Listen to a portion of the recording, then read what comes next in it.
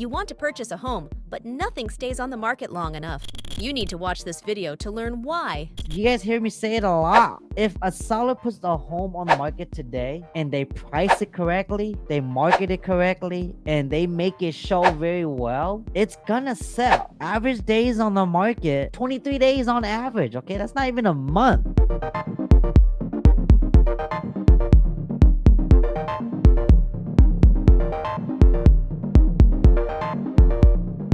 I did want to share something on my end. Also, you guys all know this chart. I've been getting a lot of you guys reaching out to me saying, what's going on, Chia? Like, I feel like there's more inventory in the market right now, but prices hasn't really gone down yet. What's going on? Rates are hecka high. It's like 7%, almost 8%. What's going on? I want to just go over the data with you guys, at least here in Sacramento, so that way you guys see what I see, okay? Most of the times, a lot of the homes that you guys have seen that's been on the market for a long time, it's one of many reasons. One of them could be it's overpriced to begin with, so it's sticking on the market, and then sellers are dropping the price incrementally to get it sold. Or second, maybe it's sitting because there might be a tenant that's living there and the tenant is just not cooperating with any showings, so it's sitting on the market. Or three, it doesn't show very well, you know, it's occupied, it's not staged, and a buyer has to make a scheduled appointment to go look at it, and maybe that scheduled appointment has to be within a certain window and it's just not convenient. Or four, maybe the home needs a lot of work, because you guys hear me say it a lot,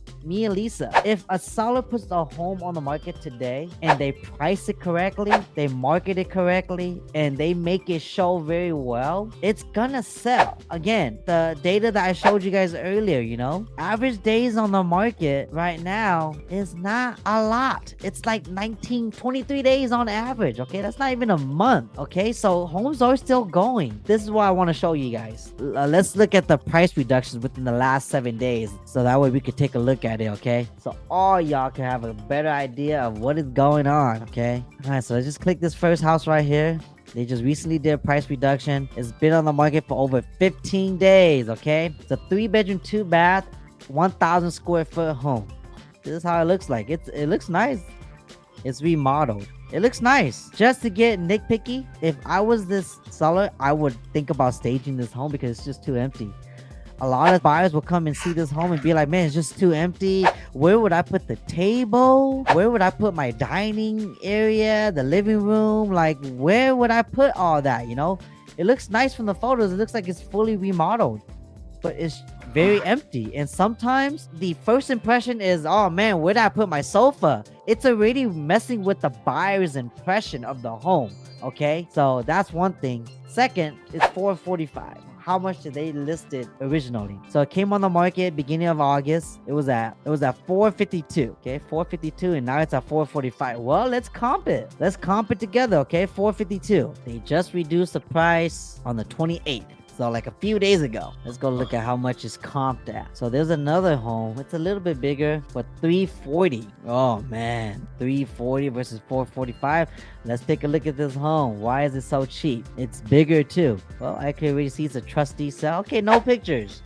Okay, so that means this home probably has a tenant, or this home probably needs a lot of work. Oh, yep, sold as this. So going for $340, y'all. It's only been on the market for 2 days. That's not a good comp. All these other homes came on the market and they just removed it off the market at $444, $464, $429. Oh man, no homes in these areas are selling. Let me go out a little bit more. Maybe even change this. Okay, 1,000 square foot. Okay, this home sold. It's an as is, so it's probably a fixer upper. Oh, it's on the same street too. Oh yeah, Bearsy. Let's go look at it. $375.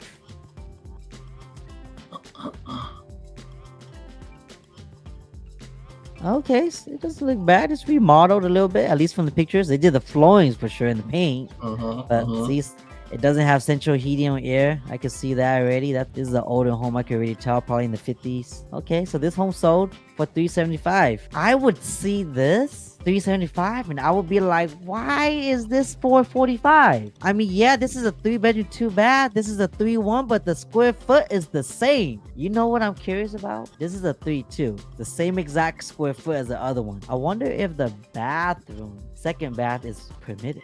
I am. My other thought is too is now did they take that and add it in at some point somewhere? Where's the bathroom? Because that other one doesn't have central heat in there either. Okay, so this one, it was permitted. The bathroom was permitted, 2 bath. I wonder why this one is not selling. I mean, yeah, it's the same square foot. It's got 1 extra bathroom, but I honestly still feel like this home is still too high. 445. You know what I bet it is I bet they just sunk a bunch of money into it, fixing it up, doing all the renovation. You're trying to break even, and they know that the comps aren't going to actually match that, and they should have probably went at least another $25,000 or $30,000 less. That other one's not that bad, but having that extra bathroom is big, and especially if it was permanent, that's good. That other bathroom is a lot. But then that means that they're taking square footage away from something else in that house, and it's already kind of small as it is. They probably took some square footage away from one of those bedrooms to put that bath in. You're right. They're trying to recoup their money. So they bought this home recently. They bought this home like literally a month before, a couple of weeks before they put it on the market. They bought it for $350,000. They bought it for $350,000. And that's why they're putting it on the market for $445,000. That's gonna suck because the closest comp I could see is right here. Okay, this is the 3-bed, 1 bath. Okay, 402 sold in March. Okay, this is in March. That one's also pretty well renovated too. Yeah, this is pretty well renovated. It was only on the market for 6 days, and it sold for 402. You know, so if anything, this one should be priced at $400K. They put more than that into it, and they want to try to make some money off of it, and they're being a little unrealistic. Yeah, because they bought it at $350,000. So think about it, $350,000 after fees, commissions, and all that. They just barely broke even. They got $350,000 back. Oh my lord, yeah, this home might stick on the market. See, so this is a perfect example. Like, this is probably a first-time investor, I don't know, but then they bought it, they put some money into it, and then they're trying to sell it above what it's actually, you know, worth. From what I'm looking at, every home that tried to sold over $402,000 has canceled. Look, this one, 429, canceled. 444, canceled. 464, cancel. And they're about the same square footage, maybe 100 square foot off, but they're not that far off. See, this home is nice too. Oh, they virtually staged it, and they couldn't even sell it. It's been on the market for 60 days. So this home might become a rental. Maybe they put it back on the rental. Look, this one, it's canceled too. This one's nice. That one's got solar. Oh, this is the same one as this. Yeah, okay. So 464 and then 444 is still didn't sell in May. So that's crazy. So they put that on 3 times and canceled it 3 times. See, so the lowest it went down to was 430, and it stayed on market for 28 days, and then they go, nope, I ain't selling it no more. See, they should have staged it. It would have helped, you know, but ultimately, I think the home was just overpriced. And let's see how much this guy bought this home for.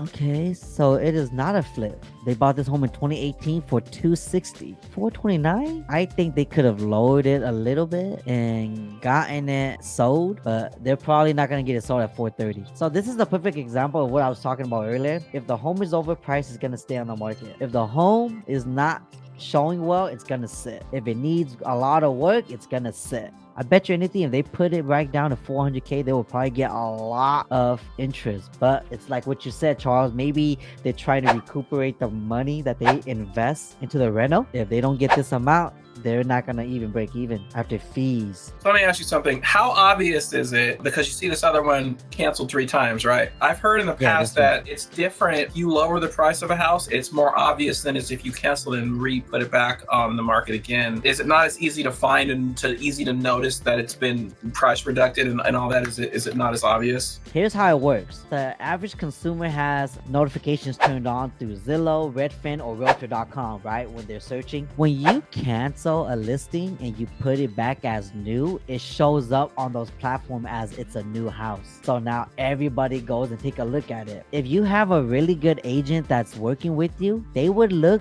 in the address and they would see that, holy moly, this home's been on the market X amount of times. Look, it was first listed on the market in April of this year, and then it was removed, and then May came back on the market, and then it was removed, and then bam.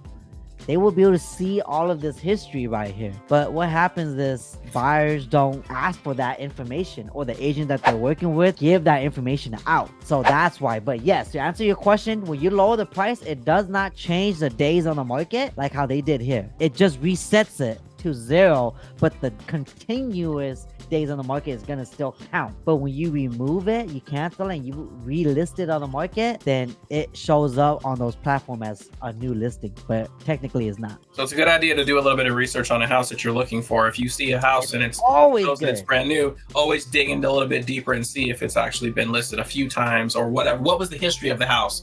How long have they had it? Yeah. Right? Did they have it for 10 years and they're just selling it, or did they just buy it a year ago and then they flipped it, right? Or maybe 6 months ago and they flipped it, right? That's always part of my procedure. Whenever I go and show homes and there's a home that one of my clients are thinking about submitting an offer, I'll look in the history. I'll look in the history to see if there's anything off. And just by looking at that, it'll give me enough to know who's the seller is. Is it an investor? Is it a tenant? Is it a homeowner? Like, it'll tell me all of that just by looking at that record. And this information is public record, y'all. You could find all these information on the public website because it's on your tax. So yeah, I do all of that. But I think I'm gonna close it off here. Did you want to add before I close it out, Charles? Anything? Just same thing that I mentioned before, how important it is to have great representation in these transactions. You definitely need to make sure that you have the right people in your corner. Just like Chia mentioned, first-time home buyers have no idea about a lot of this. Great realtor's job to educate them on all of that and get them the right people to help them with their transaction. Find somebody in your area that you want to use that has the heart of a teacher.